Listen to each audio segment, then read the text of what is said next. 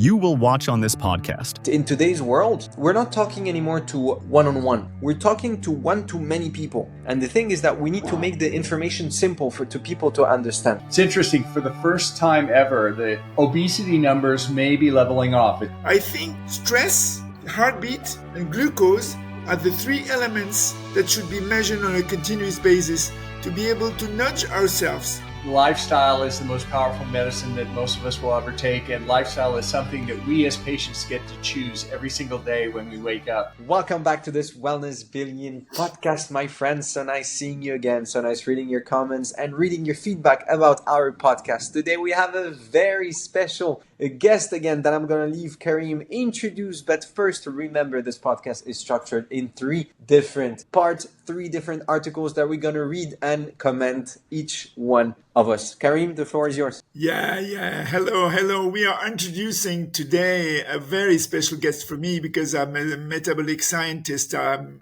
having the honor to welcome one of the most potent metabolic health practitioner and health expert and health writer, Dr. Lufkin, is physician and professor at UCLA and USC schools of medicine. He's also a New York Times best-selling author, recognized for empowering individuals to improve their metabolic health through lifestyle changes, or whatever lifestyle changes he's going to talk about. The first article will be very interesting about it. Over his career, he has practiced medicine, authored more than 200 scientific papers and 14 books in multiple languages, guys. It's a hell of a work. He earned a global recognition for his contribution to medical education and research. And after revisiting his own chronic diseases through lifestyle interventions like me, Robert, I was in the same path. Dr. Lufkin became passionate about helping others achieve similar health transformation. And his latest book lies in medical school. Critics had rated medical belief and insight the importance of metabolic health and longevity. You went into longevity. So you have also a podcast, Robert, with 400,000 viewers, and you actively engage with them in a global level. And you are a social media beast, as I would say.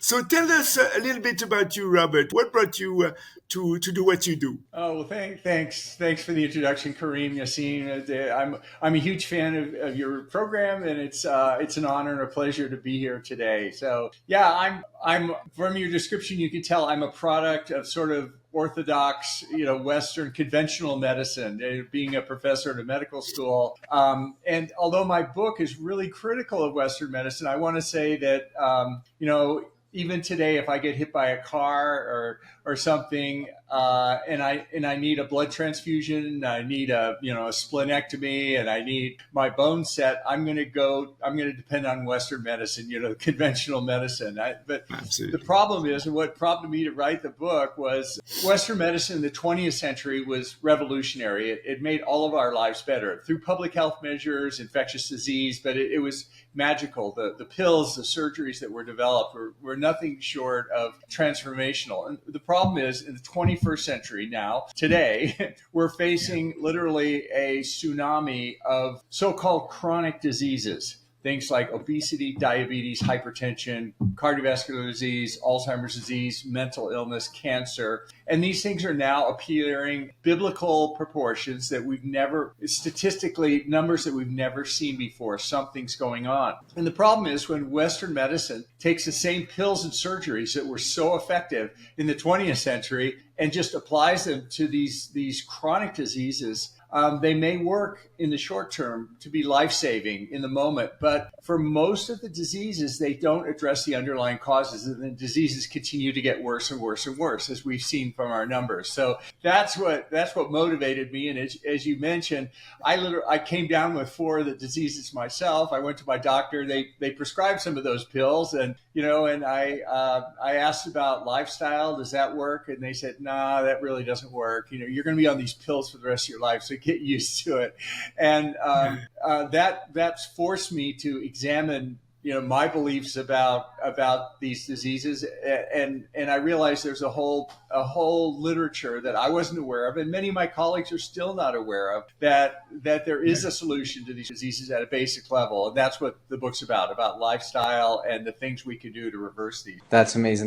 That's great. Well, we're gonna jumpstart directly into the first article, Robert, and you're gonna be the one telling us about it and reading the first 3 key points and the title, obviously, of this article. Well, the first article is titled "The Top 10 Big Lies the Medical Community is Telling Patients, Revealed by a Doctor." And 3 of the quotes we have from them are, first of all, "We are now experiencing the worst global epidemic of obesity in history. Statistics show that 42.5% of adults aged 20 and over are obese, and 73.6% are at least overweight." The second one is, "The truth here is that in order to lose or gain weight, the most important thing is not the number of calories consumed, which is what we're always told by our healthcare advisors, but rather the types of calories that affect certain hormones, specifically insulin,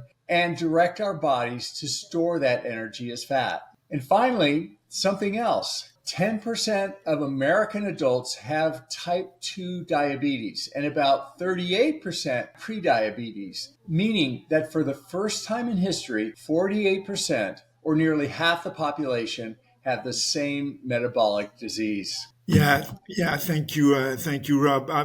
I will come to the article in your book, because in your book you challenge the medical system's reliance on pharmaceutical a lot, and you were very courageously when you started explaining about what you do, telling us that you were in the middle of really realizing that in the 21st cycle everything has to change, and although you believe in Western medicine because anything can happen, and some of it is very helpful, but we are more into preventive medicine. What strategy do you think can incentivize healthcare providers to prioritize metabolic education and lifestyle intervention over quick fixes like insulin, for instance? Yeah, that's a great point. Well, first of all, education, just making them aware that, the metabolic health is a root driver for all those chronic diseases. So if we can fix metabolic health, we'll lower the incidence of all those diseases, and we can fix metabolic health with lifestyle. But perhaps one example, just to drive it home, if they were aware of that, type 2 diabetes that causes high blood pressure,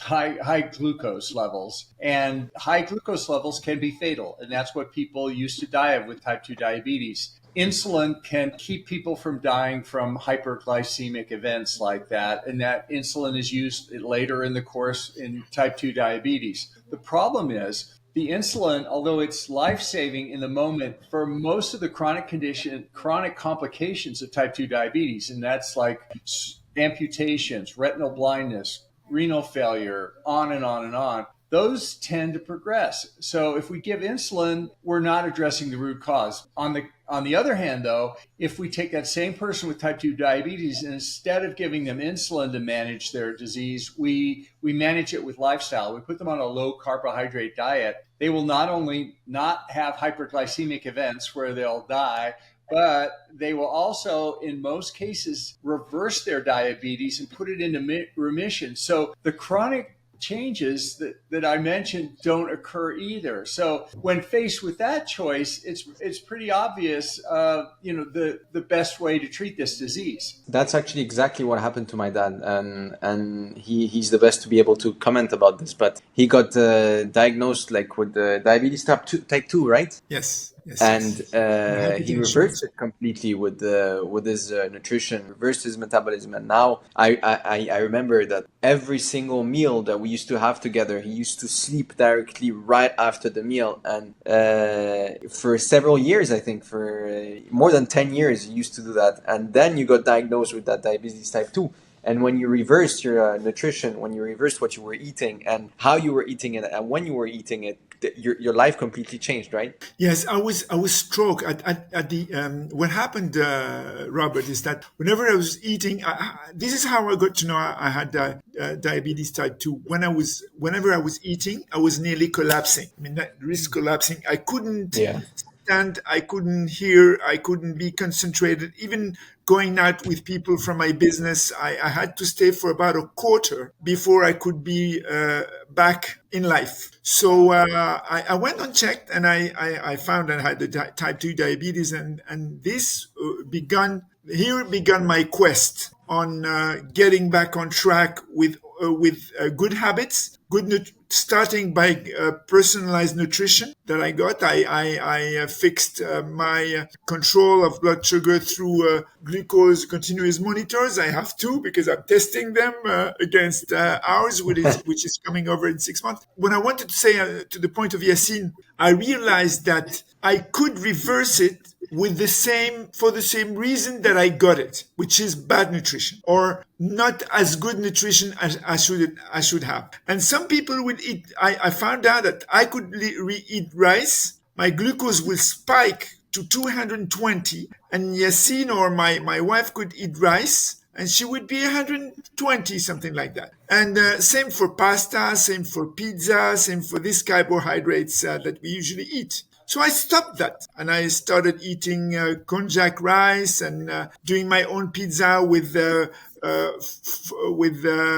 almond flour and broccoli as well, and things like that, who are very, very low in glycemic index and glycemic load. And so I said, well, this changes, and I started to see my diabetic type 2. I was not insulin dependent, by the way, not yet. So I reversed it at the right time, and now I have the opposite, which is I have too low sugar. I'm mostly in my 70s, even sometimes lower. And I wake up in the morning at 1 o'clock being something like 60 to 55. So I'm telling myself, what's going on here? I'm eating like mostly a ketogenic diet. So a lot of fish, a lot of meat, a lot of almonds and so on. I mean, I'm good. No, not too much dessert. All the dessert are prepared as for my taste, but prepared the way we want, like muffins out of almond flour and so on. I mean, you know the story. And now I'm saying myself, well, I'm back, but I'm too much back, maybe.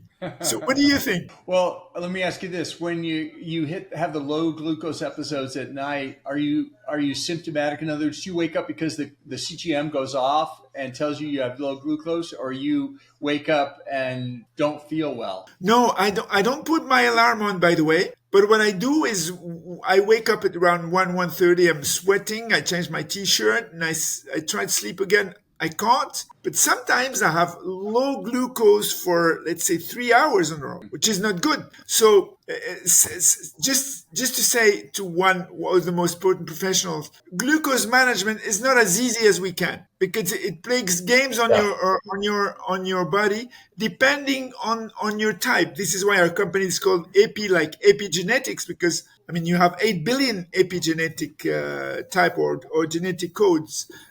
So what's your intake on that, Robert? Yeah, I totally agree with you, Karim. I think, we are infinitely complex, and there's a lot of nuance and personalization about this. And, we're talking today in kind of general principles, which certainly oversimplifies things.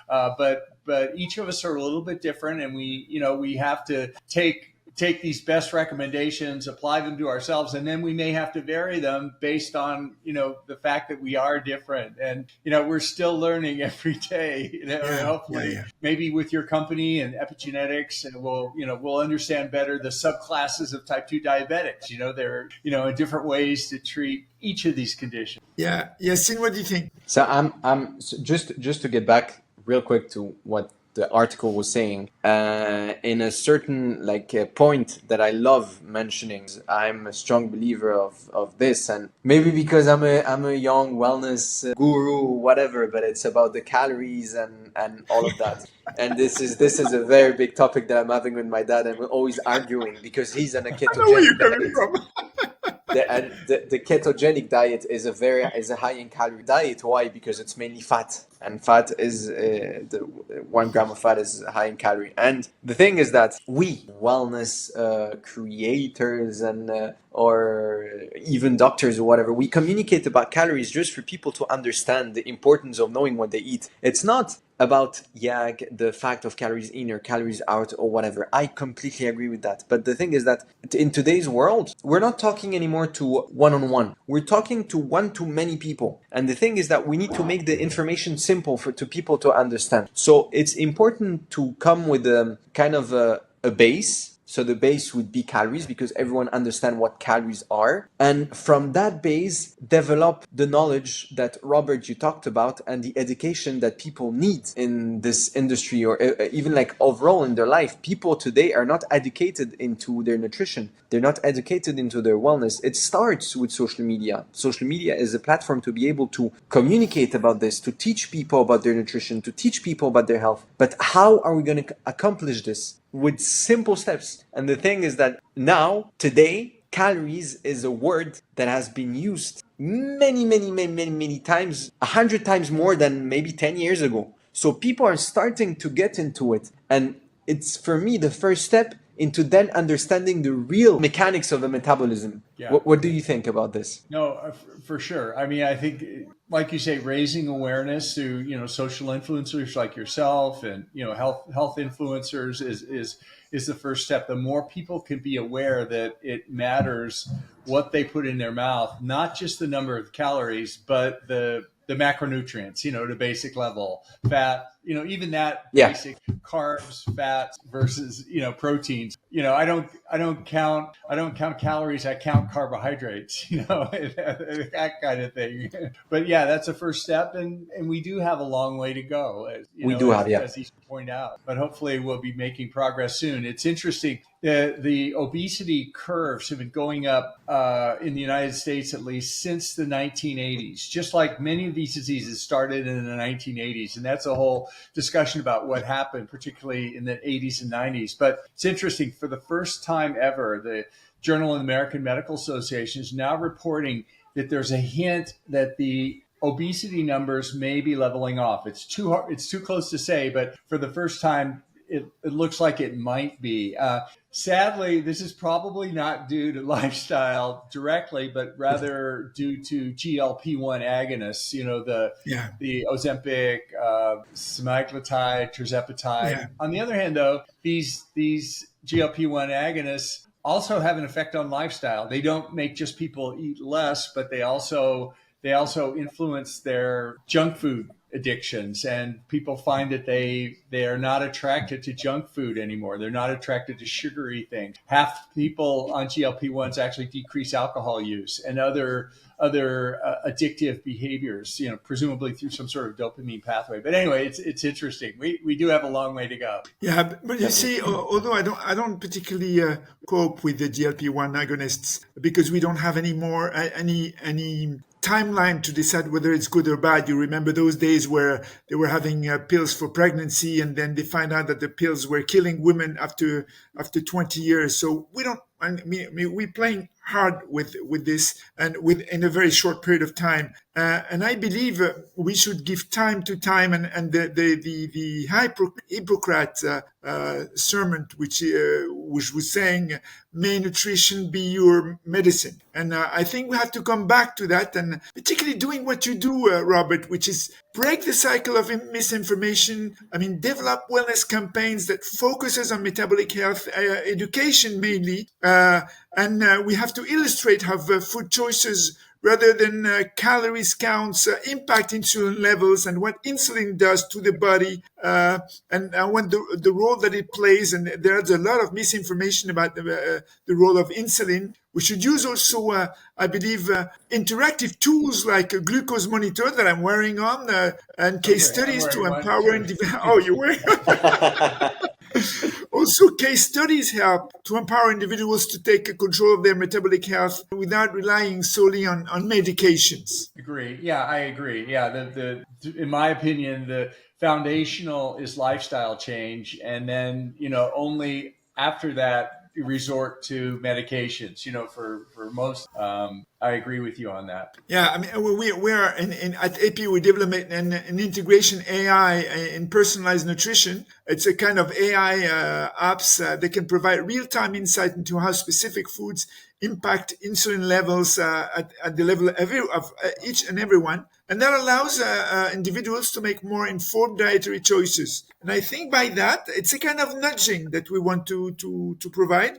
And I think you, Yassine, and I will never be fit if we don't have. It's like when we drive our car. I mean, we have to know how much gasoline we still have, if the engine is getting high in temperature, except when you have an electric car. Even electric car can be heavily heated. But it's something that you have to measure on a continuous basis, particularly when it comes to either glucose or stress or heartbeat. Those things. You were talking in the beginning about the metabolic health diseases, saying it's about diabetes, it's about obesity, it's about cardiovascular diseases, it's about hypertension. I think stress, heartbeat, and glucose are the three elements that should be measured on a continuous basis to be able to nudge ourselves on what we eat, what the kind of movements we do that fits us, what are the movements that don't fit us, how we can use some psychological tricks to make the stress lower. I mean, just those kind of things. But that has to be measured, and I think AI is the way to go. I think there's a tremendous, I agree, tremendous potential with AI and to measure those particular things you mentioned. Definitely. Well, let's jump right into the second article, which is actually an article that interests you, Robert, and interests us as well, because it's about podcasts. The article is about business and health, and the title is How Podcasters Became the New Oral Ad Creatives. Podcasts are increasingly powerful medium for brand discovery, surprising traditional platforms, especially among younger audience. These days, over 1 in 5 podcast listeners now discover new brands and products through sponsored content on podcasts. Buxton's ad contains almost everything the podcast generation seems to crave: irony, self-referentialism, a discount John Ronson voice, and demonstrates the increasingly blurred lines between content and commercials. It's a red thin line not to cross, kind of. I personally have this Wellness Billion podcast, but I have also other different podcasts, and it's very complicated to stay on that line, not talking about a certain topic that you don't have to promote or whatever. Why? First of all, because when you're doing a podcast, to be able to attract a maximum of people, a huge amount of people, you need to talk about trending topics in different sectors. If you're talking about a trending topic that's happening this week in your podcast about a certain industry, you have high chances to be able to be discovered. But at what cost? There's some people that do kind of podcasts talking about like very trending topics, but that have a very thin line not to cross, and it's very hard not to do it. What do you think about it? Yeah, no, I agree. It's always a balance between promotion and just evidence-based things. We want to we want to present the facts scientifically, but on the other hand, podcasts have to be paid for somehow by sponsorship, and how much that sponsorship influences the content depends on the individual program, and it's something to be aware of. Just like our the medical profession is basically, medical education is driven by the pharmaceutical by the drug companies. Dietitians, the education of dietitians is driven by the junk food companies, the big food makers. So it happens all over, and podcasts are not immune to it, or social media is not immune to it with influence. But it's something we have to be aware of and be on the lookout. So I think it's a great point. Yeah, to your point, Robert, I remember, I will never forget. One day I went into the school of Yassine. Yassine was at the Spanish school at the time, and they had a cooking class. And I got into the cooking class because I love food, and I wanted to see how the cooking class went. And believe it or not, the sponsor of the cooking class was Coca-Cola. I mean, it was stroke. So I went to the director of the school and I said, what was this? It's a primary school. And I said to him, listen, you are promoting food, helping people know how to make cakes with loads of sugar, and you're sponsored by Coca-Cola. How can you, as a director, a manager, call it whatever you want to call it, how can you accept that to be given to your kids or teach to your kids as they are 11, 12, 13 years old, for them as an example that they put into their brain nearly for the rest of their lives? I mean, this is the period when you have a very flexible brain.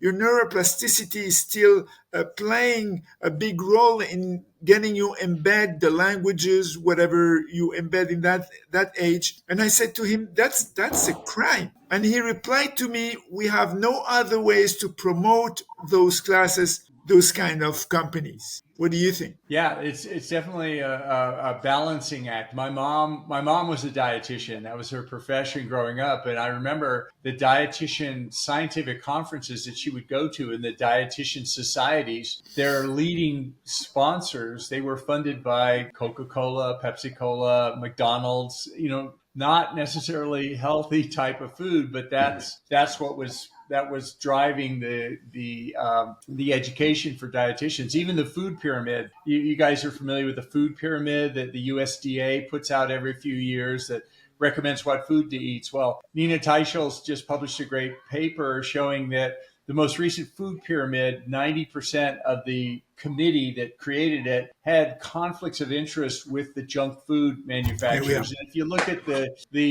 food pyramid, it's actually the bottom row that we're supposed to eat the most of is actually junk food. It's cereals and grains and all that kind of stuff. So But you know what happens? Maybe Yassine, you want to jump on that? I mean, it's, to be honest, like being in the industry of content creation and sponsorship and all of that, I totally understand that these companies want to promote. Why? Because those are the companies that have the budget and that needs to spend it at the end. And the problem is that healthy or new wellness companies don't have that huge of a budget to be able to spend on sponsorship. And us as creators, we're looking for any brand to be able to create our content. Then it's our job to make it. I mean, yes, it's sponsored by a certain brand because I have to thank this brand because they're paying me to create the content that I want to create. But it's my job to make the content understandable to my audience. And that's where the thin line is between destroying the sponsor and giving the valuable information. That's where it's a thin line. Then you have good wellness companies that want to sponsor as well, like good content. That's another thing. Yeah, I want to say bravo to you, Yassine, because Rob, I'm going to tell you a story. All the family is very proud of Yassine. About something like 6 months ago, he came over home. We were having this Sunday lunch, family lunch together, and he said, "You know what, Dad?" I said, "What?" He said, "I just refused." One of the biggest contracts I could ever have for 1 month. I said, "What is it?" I won't cite the brand, but he said, "I refuse a contract with such a brand because it's not me, and I think it's producing junk food. I won't promote anything having a sponsor, a junk food company as a sponsor." I was so proud of him because, I mean, he's starting his life for about 2-3 years. He's on a curve of getting up and up and up and refusing the biggest contract he ever had. It was just for 1 month. And he said no. And I said, his mom said, "Why did you say no? It's big money." I said, "No, you were right."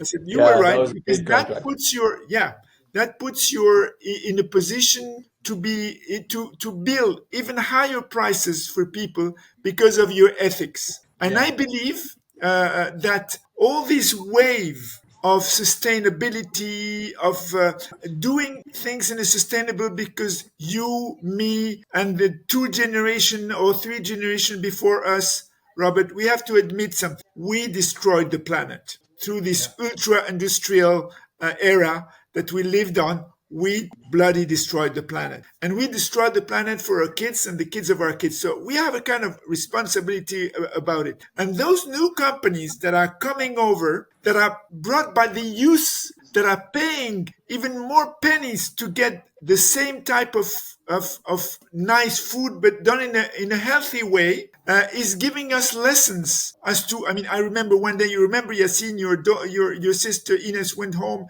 We were eating something, and then she said that I want to know where it comes from. Who produces it? What is the traceability of it? I mean, this is the new generation teaching us the way of handling. And I think a lot of companies are becoming multi-billion-dollar company like Beyond Meat or other companies, or I don't know. And they will be the new normal, and they will be the new sponsor doing it in a more ethical way. What do you think, Robert? Totally. I think it's a great point. And Yassine, kudos to you for making that judgment of holding your integrity, and hopefully that will pay off for you in the long run. Like your dad says, it'll pay off in the sense of you'll have more of a channel with integrity, and you'll grow with a greater audience because they will see that integrity and they will value that. Definitely.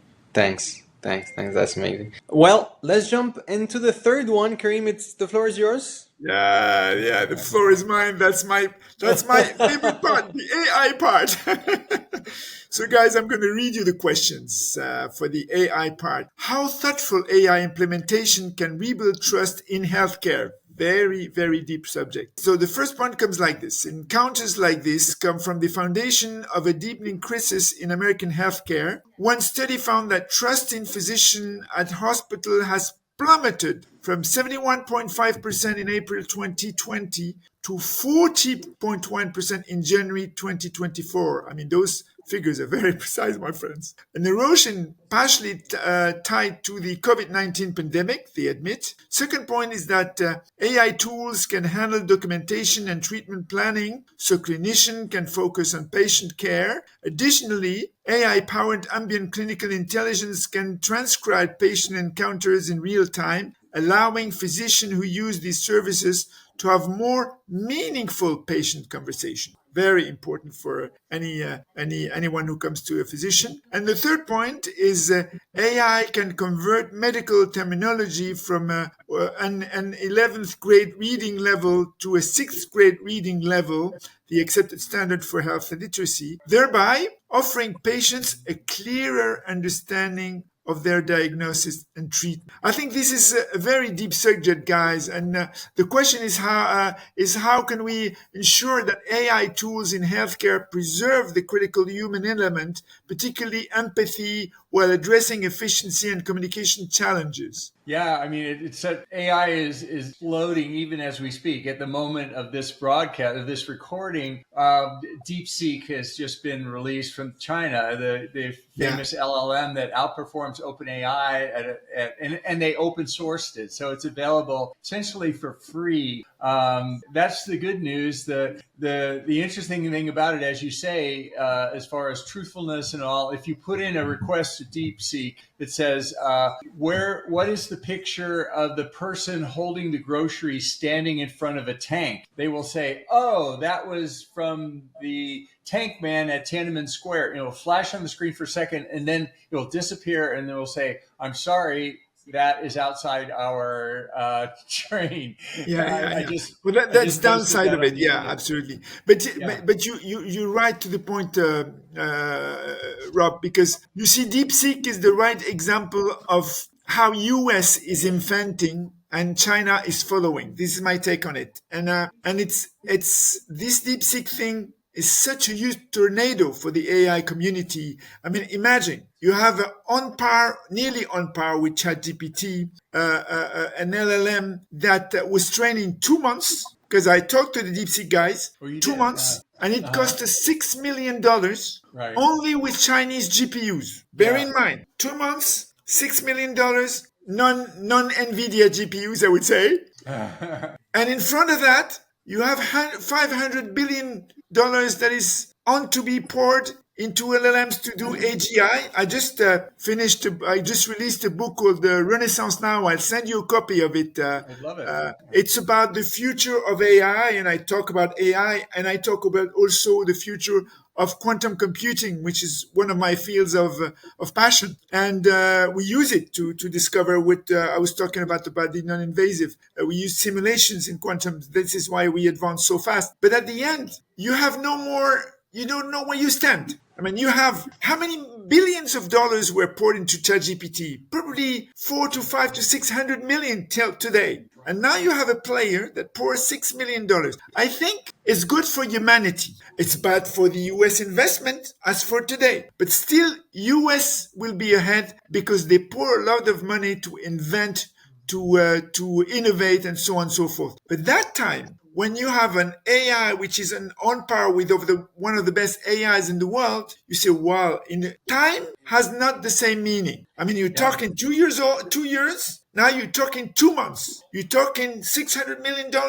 Now you're talking $6 million.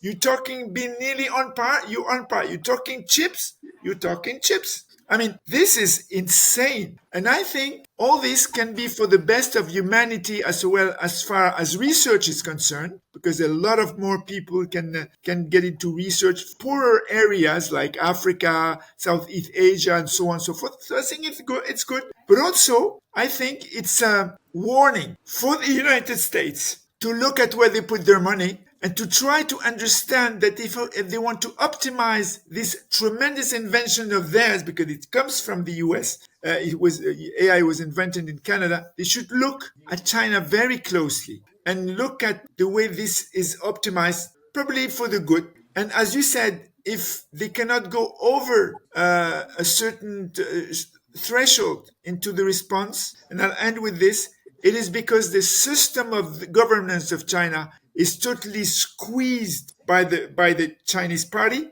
Communist Party, whereas in America we're so open to freedom and freedom of speech today. Sky is the limit. Yeah, I agree with everything you said. I think this is a milestone for humanity.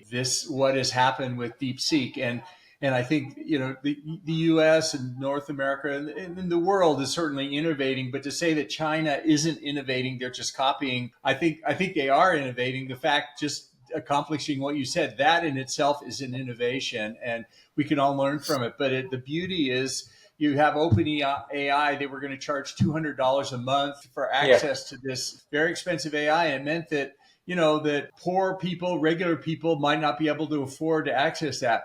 This is the democratization of AI, and who would have thought that a Chinese communist government would do it? But it's making AI for everyone, because by open sourcing it, this models, people are running it on their smartphones. They're smaller versions of the model. They're running it on their laptops. They're running it. So now in our home, we can, for the first time, run these ourselves and have access to this amazing technology. It's such an exciting time. I can't wait. I'm trying to spin up a DeepSeek version running here at my home. I haven't done it yet. I don't know if you've done it.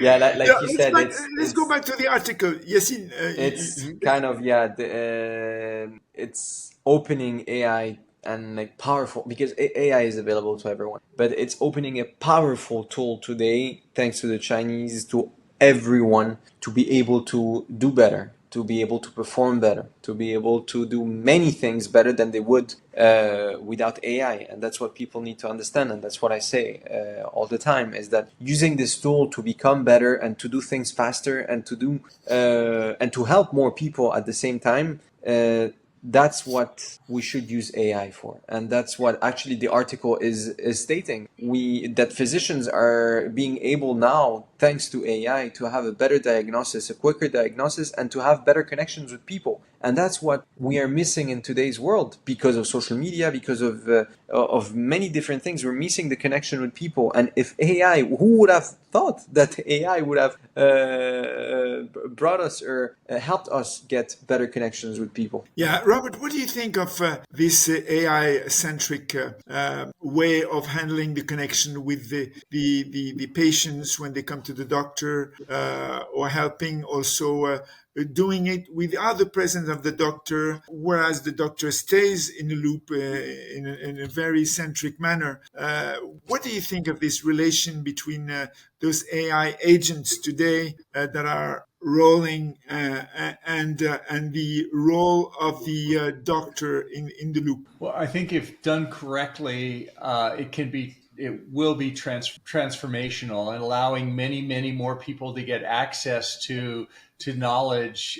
And even if it's not delivered by a human, if it's delivered by a simulation of a human, that can be effective. Of course, they're the famous experiments with psychology and psychiatry where when patients are presented with a human caretaker versus an AI caretaker, they're much more revealing of themselves and much more honest in their at least psychological discussions, because they don't have projections onto projecting onto the psychiatrist reminds them of their mother or their father or other people in their lives. Instead, they're so in that situation, it's actually it's better than the humans. Yeah, you see, in our company, we're pushing for real-time AI-enhanced consultations, a kind of AI-powered virtual assistants that could provide live, simplified explanations and lab results and diagnosis during consultations with the doctor, empowering patients to ask relevant questions on the spot to doctors, and also AI as a health coach, I would say a wellness coach. So beyond diagnostics, AI could evolve into a long-term wellness coach, providing patients with personalized dietary, exercise, and also mental health recommendation based on real-time health data and medical history of the patient. Medical history is a very important point. That's what we're doing in the company on a daily basis, and it'll be released probably in the next 2 months. But really, the way we want to do it is keeping the doctors in the loop, nearly getting them to realize that AI has a broad knowledge that can help them in a very vertical way if they want. So they have to really release more of the interaction between them and the patient, because our belief in the company, and my belief and Yassine's belief, is that the more AI will rise, the more we would be in need for human interaction. And this is why we're doing this podcast. And I think this podcast is irreplaceable, even with avatars, because you are a real person. I'm a real person. Yassine is a real person. And we're doing this having human to human connections, whereas AI is here helping us in several tasks. Probably it is more intelligent than us, but the human to human connection will stay, I would believe, and I hope, forever. Yeah, totally. I agree. I agree with that. Absolutely. And I want to, as we talked about offline, I want to hear more about this from you, for both of you, on hopefully on my podcast. So we'll get you guys on there. We could have continue this discussion even more. Definitely. We would love to know if you can tell the audience where they can find you exactly. And Sure. If you have any last words to say for the audience, it would be amazing. Sure. Yeah. People always ask me if I'm depressed about writing this book about the problems of Western medicine, but actually I'm optimistic. I think this is an empowering time for all of us, because lifestyle is the most powerful medicine that most of us will ever take, and lifestyle is something that we as patients get to choose every single day when we wake up, what I'm going to eat, when I'm going to sleep, and that's a beautiful thing. My website is robertlufkinmd.com. If you'd like to try a free sample chapter of my book, you can download it for free, both in audio and PDF format on the website. Just go there. I'm active on social media. My wife says I'm too active, but so support me there and say hi. I'd love to hear from everyone. Everything will be left in the description of this video. Robert, thank you so much for your time. I hope the audience enjoyed this podcast. I hope you enjoyed the discussion with us, and we'll see you in your podcast the next time. Yeah, and Robert, believe it or not, it was a very, very important moment for us also, because we learned a lot from you. We are very happy that you could share with our audience and your audience the nuggets that are very subtle, because at the end of the day, what you're doing is playing between an old world and a new world, and saying, okay, guys, we are happy to be what we are, but we have to look ahead. We have other tools, other ways to look at it. We messed up in parts, and we better correct it. And sometimes you might have people against you, but as you said to Yassine, that he has to be honest and very ethical. You are a force for good, an example for all of us, Robert. Oh, thank you, Karim. Thank you, Yassine. This is a wonderful conversation. I really enjoyed chatting with you guys, and look forward to getting together again soon. Amazing. I'm glad you enjoyed. Guys, don't forget to like, subscribe, and turn on the notification button so you don't miss the next one. See you. Bye-bye.